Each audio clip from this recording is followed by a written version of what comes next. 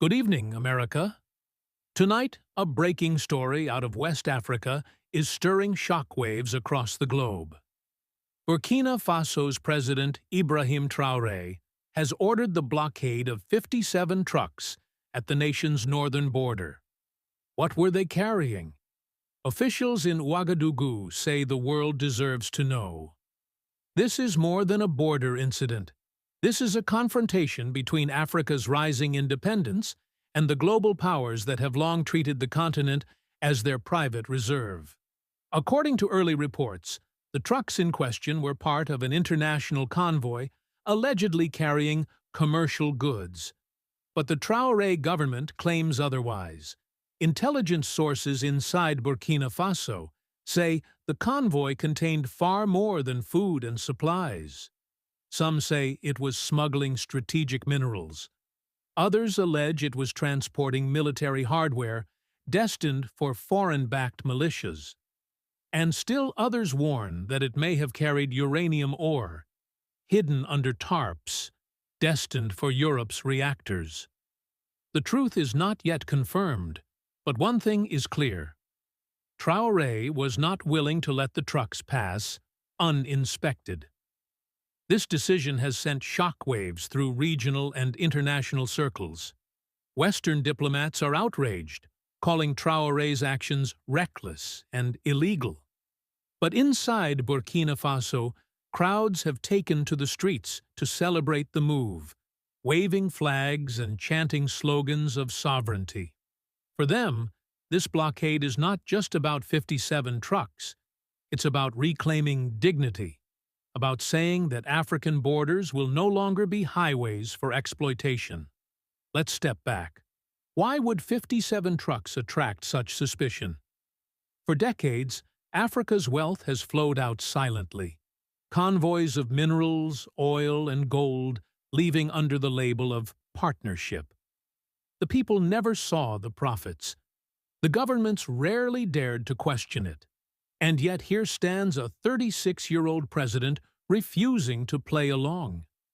Traoré is betting that transparency will strengthen his nation, even if it sparks international backlash. Analysts we've spoken to say this move could trigger a diplomatic crisis. One European source warned, if Traoré halts international shipments, he risks sanctions and isolation. He is daring the global order to retaliate. But others believe this is the very defiance Africa needs. For too long, Western corporations and governments have dictated the terms of Africa's trade. If Burkina Faso exposes even one illegal shipment, it could unravel an entire system of exploitation. Tonight, images are circulating online. Videos show the long line of trucks halted under military guard at the Burkina Faso border. Soldiers stand watch as investigators comb through containers. Locals gather, some cheering, some fearful of what might come next. One eyewitness told us, "We've never seen anything like this. Our leaders always bowed before. Traoré is different." The suspicion is explosive. Uranium.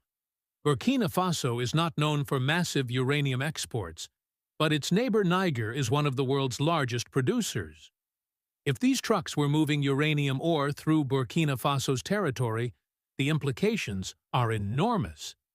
Uranium is not just another resource. It is the fuel for nuclear power and nuclear weapons. If Traoré intercepted an unauthorized shipment, he may have just uncovered a scandal that stretches from Africa to the heart of Europe. But there's another angle: weapons. Multiple intelligence analysts suggest the trucks may have contained arms bound for militias seeking to destabilize the region. West Africa has become a hotbed of insurgency, and Western powers have long been accused of fueling conflicts through covert supply lines. If Traoré has evidence that the trucks carried weapons, it would not only expose foreign meddling, but also justify his clampdown as a matter of national security. The White House has yet to release an official statement, but insiders tell us there is deep frustration in Washington. President Trump, already angered by Traore's rejection of U.S. resource demands, now faces the humiliation of another African defiance. One source close to the administration said, "Traoré is pushing too far. The U.S. cannot allow him to set this example." The implication? Retaliation is on the table. The regional impact cannot be ignored. Neighboring Mali and Niger are watching closely, as are Guinea and Chad. Leaders across the Sahel are under pressure from their own citizens to follow Traoré's example. If Burkina Faso successfully resists Western pressure, others may do the same. The fear in Western capitals is not the fate of 57 trucks, it's the risk of a domino effect. A united Africa could slam the brakes on decades of quiet exploitation. Still, critics within Burkina Faso warn of risks. By confronting global powers, Traoré may isolate his fragile economy. Sanctions could cut off vital imports. Banking restrictions could freeze accounts abroad. Aid could dry up overnight. The question is whether Burkina Faso's young leader has the alliances needed to survive the storm. Russia and China are already signaling support, hinting at trade and investment deals. But will that be enough? What makes this story even more compelling is the secrecy.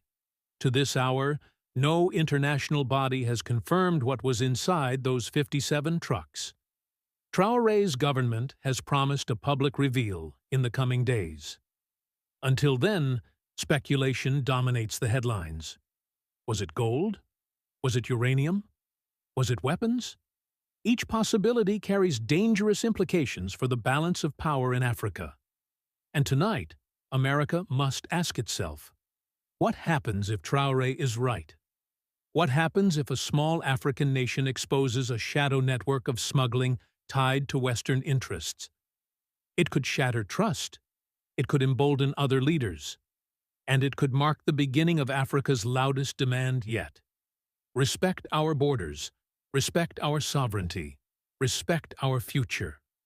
This story is still developing, but one truth is undeniable. Africa is no longer silent. In Burkina Faso, a president has stopped 57 trucks, and, with them, perhaps decades of quiet exploitation. Now the world waits to learn what those trucks were really carrying. The world is holding its breath as Burkina Faso prepares to announce the contents of the 57 seized trucks. Until that moment, speculation is intensifying, and the political stakes are rising. Tonight, the question is not just about cargo. It is about control, power, and the courage of one African nation to challenge the system. Reports from Ouagadougou suggest that investigators are cataloging every item found inside the trucks. Officials remain silent on details, fueling even greater rumors. Some insiders claim preliminary evidence points to hidden mineral ore. Others insist weapons were uncovered. Whatever the truth, President Traoré has promised transparency, telling supporters, "Our resources will no longer be stolen in silence. Our borders will no longer be used for foreign agendas." Across Africa, reactions are pouring in.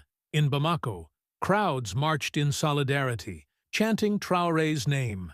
In Niamey, activists gathered outside government buildings, demanding their leaders show the same courage. In Accra and Lagos, radio programs buzzed with callers asking whether their own countries are unknowingly complicit in the silent plunder of Africa's wealth. This is no longer Burkina Faso's story. It is becoming Africa's story.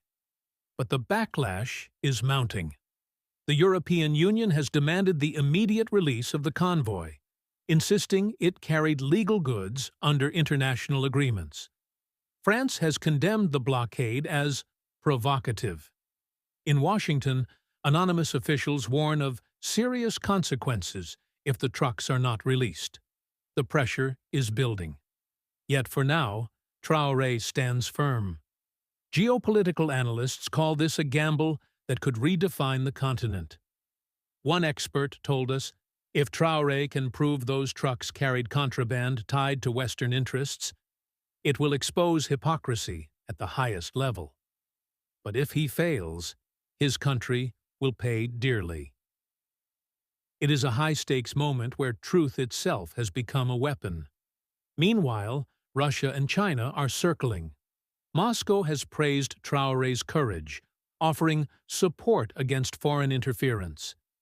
Beijing has remained more cautious, but sees an opportunity to deepen its foothold in West Africa. For the first time in decades, the West is not the only player in the game. Traore may be isolated from Washington and Paris, but he is not entirely alone. Domestically, the mood is one of tense pride. Citizens of Burkina Faso are proud to see their leader stand tall, but they also know the risks. Shops worry about shortages if sanctions hit. Farmers fear rising costs. Yet many tell reporters the same thing. Better to be poor and free than rich and enslaved. That sentiment may be the strongest weapon Traore holds, the will of his people. The symbolism of 57 trucks cannot be overstated. To the West, they may seem like just another shipment. To Africa, they represent decades of silent convoys carrying away untold wealth. By halting them, Traore has done more than seize cargo. He has stopped the silence. He has forced the world to ask questions it long ignored. And those questions may never go back into the shadows. Tonight, America and Europe face a dilemma. Do they escalate, risking the image of bullying a small African nation? Or do they negotiate, conceding that the age of unquestioned dominance may be ending? For President Trump, the choice is even more personal. Traore's defiance is a direct challenge to his leadership, his style, his insistence on winning every deal. Being told no is not something he accepts lightly. The coming days will decide everything. If Burkina Faso reveals evidence of smuggling, the fallout could trigger international investigations, lawsuits, and even ruptures in alliances. If the trucks are released quietly, the West may claim victory, but Africa will remember the stand. Either way, Traore has changed the narrative. He has proven that Africa's leaders can confront the powers that once seemed untouchable. As we close tonight, one image remains: 57 trucks lined up under the African sun, guarded by soldiers, watched by the world. Their cargo remains a mystery, but their message is clear. Africa is no longer a silent warehouse for foreign powers. The question is no longer, what were they carrying?